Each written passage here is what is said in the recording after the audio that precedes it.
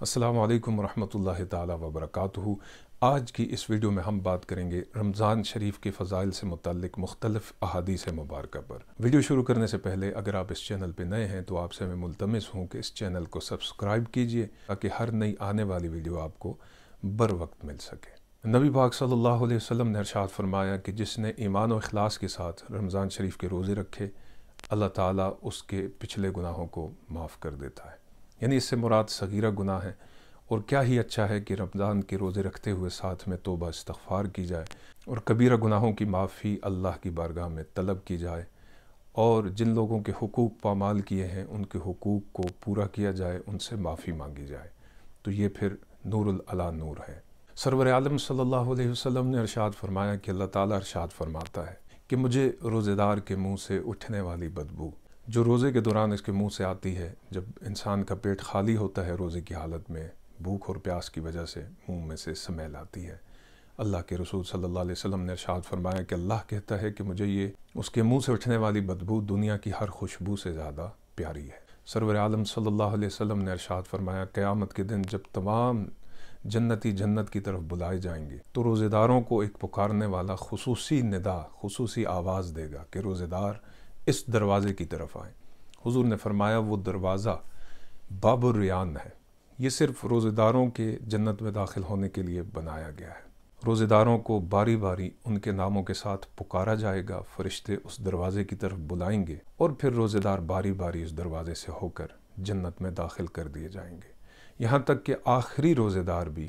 اس دروازے سے گزر کر جنت میں داخل ہوگا، اور پھر اس کے بعد یہ دروازہ حضور نے فرمایا بند کر دیا جائے گا۔ یہ وہ خاص دروازہ ہے کہ جو صرف روزے داروں کے لیے ہے، اور روزے دار ہی قیامت کے دن اس دروازے سے گزارے جائیں گے، اور کوئی دوسرا اس دروازے سے ہو کر جنت میں نہیں جائے گا۔ سبحان اللہ۔ حضور صلی اللہ علیہ وسلم نے ارشاد فرمایا قیامت کے دن جب بندے کے اعمال اللہ کی بارگاہ میں پیش کیے جائیں گے اور اس کے اعمال کا حساب کیا جائے گا، تو اس وقت رمضان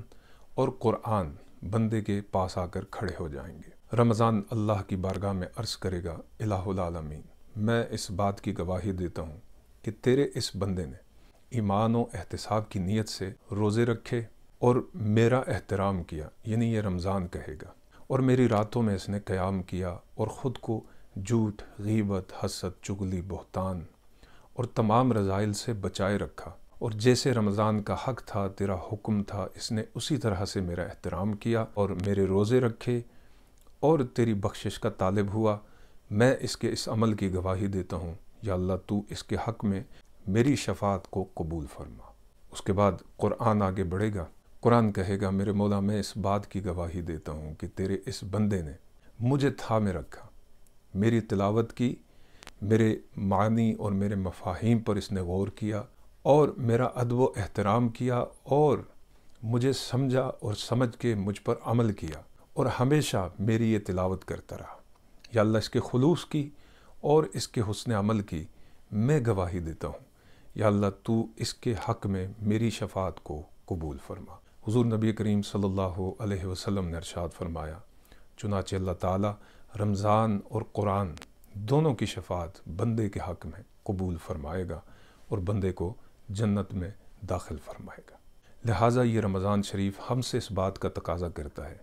کہ ہم اپنے آپ سے عہد کریں، ان تمام گناہوں پر ہم نظر ثانی کریں جنہیں ہم نے اپنی زندگی کا حصہ بنایا ہوا ہے۔ جھوٹ ہے، حسد ہے، غیبت ہے،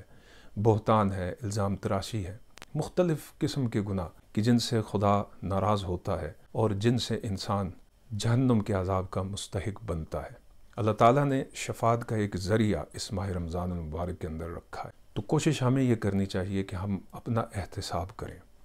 اپنے آپ کو جانچیں کہ کون سے ایسے گناہ ہیں کہ جن گناہوں نے ہمیں رحمت الہی سے دور کر رکھا ہے اور جن گناہوں کی وجہ سے ہماری بخشش نہیں ہو سکتی۔ تو یقین جانیے کہ انسان جب یہ سوچ کرتا ہے اور ارادہ کرتا ہے کہ وہ اپنے آپ کو بدلے گا اور اپنے آپ کو درست کرے گا اور اپنے گناہوں کی معافی اللہ کی بارگاہ میں طلب کرے گا اور ثابت قدم رہے گا، تو اللہ تعالیٰ اسے یقیناً استقامت عطا فرماتے ہیں۔ اصل میں استقامت کا ملنا اور نیکی کی توفیق کا ملنا اور گناہوں سے بچنا یہ اللہ تعالیٰ کی مرضی اور اس کی منشا پر منحصر ہے۔ لیکن جب اللہ تعالیٰ بندے کی کیفیت کو دیکھتا ہے اور بندے کی شرمساری اور شرمندگی کو دیکھتا ہے اور بندے کی حالت کو اللہ ملاحظہ کرتا ہے اور واقعتاً بندہ دل سے اپنے گناہوں کا اس کی بارگاہ میں اقرار کر رہا ہو تو وہ ضرور توفیق عطا فرماتا ہے، اور پھر اس کی توفیق ایسی ہے کہ انسان کی زندگی میں واقعتاً تبدیلی رونما ہوتی ہے۔ ہمیں اللہ سے دعا کرنی چاہیے، اور جو گناہ ہماری ذات کا حصہ ہیں اور جو سستیاں اور غفلتیں ہیں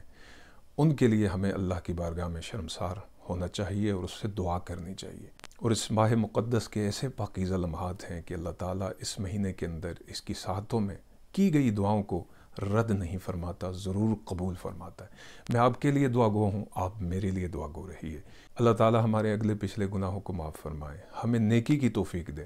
اور توفیق کے ساتھ ہمیں صراط مستقیم پر صحیح معنوں میں عمل پیرا ہونے کی توفیق عطا فرمائے۔ چلتے چلتے اس خاص دعا کو اپنا معمول بنا لیں۔ ربنا لا تزغ قلوبنا بعد اذ ہدیتنا وہب لنا من لدنک رحمہ انک انت الوہاب۔ اے اللہ، ہدایت دینے کے بعد میرے دل کو دوبارہ گمراہی کی طرف نہ پھر، مجھے صراط مستقیم کی ہدایت دے۔ اے دینے والے، اے عطا کرنے والے، تو اپنی عطا کے مطابق میرے ساتھ معاملہ فرما۔ یقیناً اللہ تعالیٰ کی عطا انسان کی سوچ سے بڑھ کر ہے، اس کی مغفرت انسان اس کا اندازہ بھی نہیں لگا سکتا۔ اس ماہ مقدس میں یا اللہ ہم تجھ سے تیری مغفرت اور بخشش کے طالب ہیں، ہم سب کے گناہوں کو معاف فرما کر ہمیں صراط مستقیم کی حقیقی معنوں میں توفیق عطا فرما۔ والسلام علیکم ورحمۃ اللہ تعالی وبرکاتہ۔